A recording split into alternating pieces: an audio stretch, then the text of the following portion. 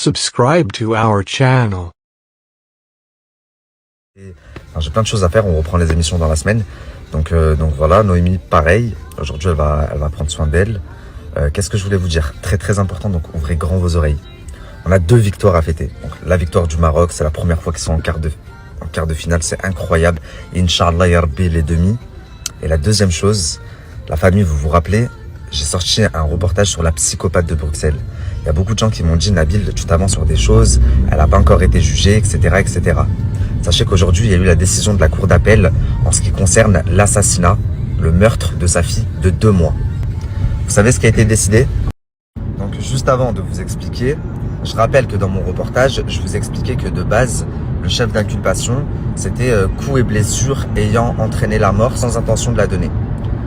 Ensuite, au vu des éléments qu'ils ont eus et de l'avancée de l'enquête, le chef d'inculpation a changé et c'est devenu meurtre. Et ensuite, plus l'enquête avançait, ils ont rechangé une 3e fois le chef d'inculpation et c'est passé de meurtre à assassinat. Maintenant, elle, quand c'est passé à assassinat, son avocate a fait appel. Elle voulait pas être jugée pour assassinat, elle voulait être jugée soit pour coups et blessures ayant entraîné la mort sans intention de la donner, soit maximum pour meurtre. La décision de la cour d'appel a été rendue ce matin. On a eu la décision. Soraya, la psychopathe de Bruxelles, va être jugée pour l'assassinat de sa fille. C'est la cour d'assises qui va la juger. C'est officiel. Donc j'avais bien raison dans mon reportage.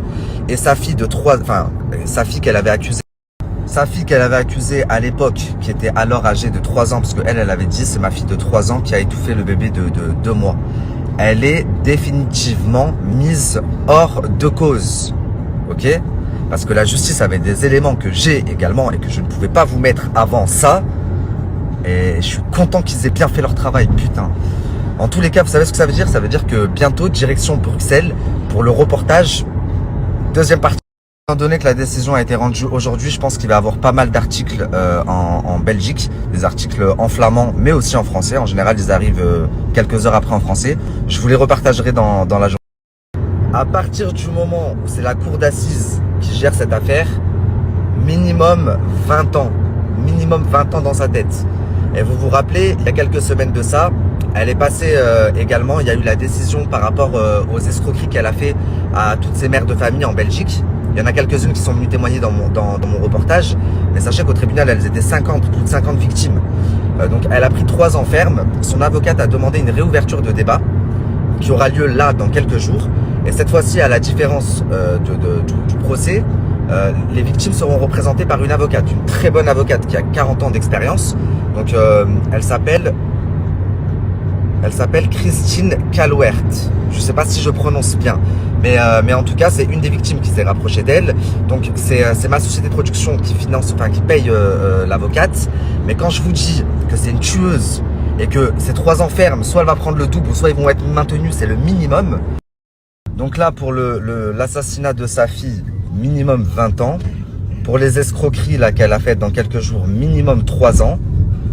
Et en mai, elle passe ici en France pour la tentative d'extorsion de fonds qu'elle a fait à Magali Berda, le chantage qu'elle m'a fait, etc., etc. Tout le monde, j'espère que vous allez bien. Pour commencer, je voulais vous remercier pour tous les messages que j'ai reçus. Vous êtes vraiment incroyables. Merci beaucoup. Merci pour vos doigts. Je vais reposter quelques messages tout à l'heure. Vraiment, ça nous a fait chaud au cœur. Ensuite, je vais vous donner des nouvelles. Donc hier, la journée avait super bien commencé. Je me sentais un peu mieux. J'ai pris un Doliprane, donc ça allait un peu mieux. J'ai laissé mes grands-parents à la villa. Et on est sortis, moi, Noémie, mon petit frère et son collègue. On est parti dans le désert faire un peu de buggy, etc. D'ailleurs, je vous partagerai une vidéo. Donc vraiment, début de journée impeccable. On rentre à la villa. Donc on prépare nos affaires et je dis à mes grands-parents, venez, on va manger sur la place Jama Al-Fna. Et ils me disent, ouais, vas-y, ils ne l'avaient pas encore fait.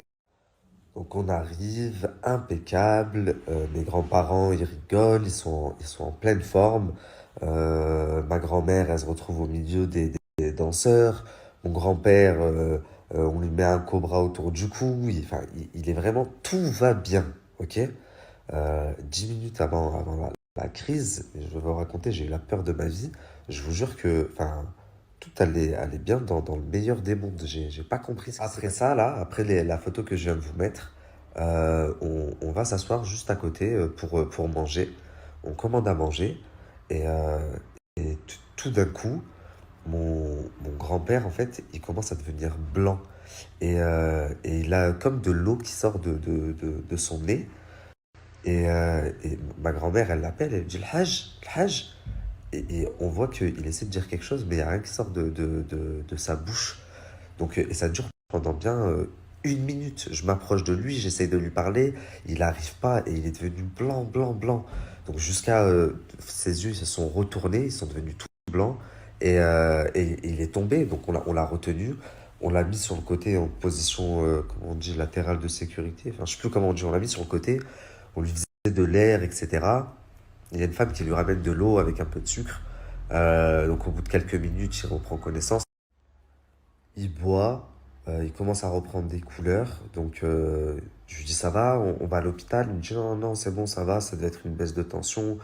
J'avais besoin d'un peu de sucre. Donc je me dis ok.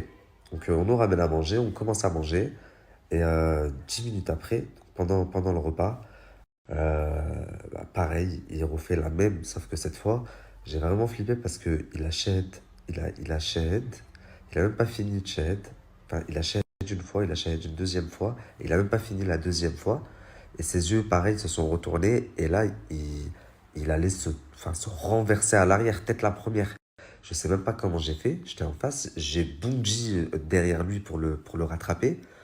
Et là, par contre, j'ai vraiment flippé. Donc, on l'a allongé. Je suis parti avec un mec là-bas. Il m'a dit, viens, il y a une ambulance. Donc, il y avait une ambulance juste à côté. Heureusement, alhamdoulilah, on est parti en courant chercher l'ambulance. La famille, je suis malade, mais je suis quand même sorti. J'avais trop envie d'un poulet braisé. Pour les mecs Nancy, je sais pas si vous connaissez. Le Mansour, ici, il y a un mec qui fait du poulet. Chez Bouchta, ça s'appelle. Mais alors, c'est le meilleur poulet que j'ai mangé de ma vie. Là, pendant une semaine, on était à Marrakech, je pensais que à ce poulet. Qu'est-ce que je voulais vous dire tout à l'heure?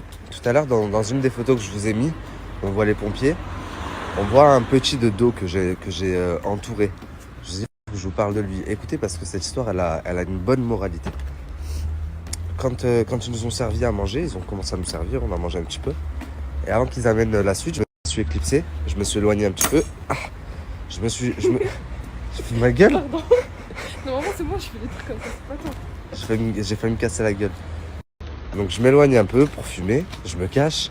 Et il y a une femme, elle faisait la manche, je lui passe un petit peu dessous.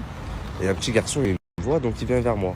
Et je pensais qu'il voulait aussi un petit peu de sous. Donc je vais pour sortir des pièces que j'avais dans la poche. Et il me dit non, tonton, je veux pas d'argent, je veux manger. Moi, il me dit ça, direct, je l'installe à table avec nous, j'appelle le serveur, donne-lui à manger ce qu'il veut, etc.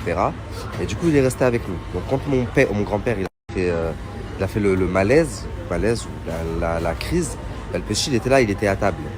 Moi, à un moment donné, je m'éclipse pour aller chercher les pompiers. Donc, il restait que ma grand-mère et ma femme.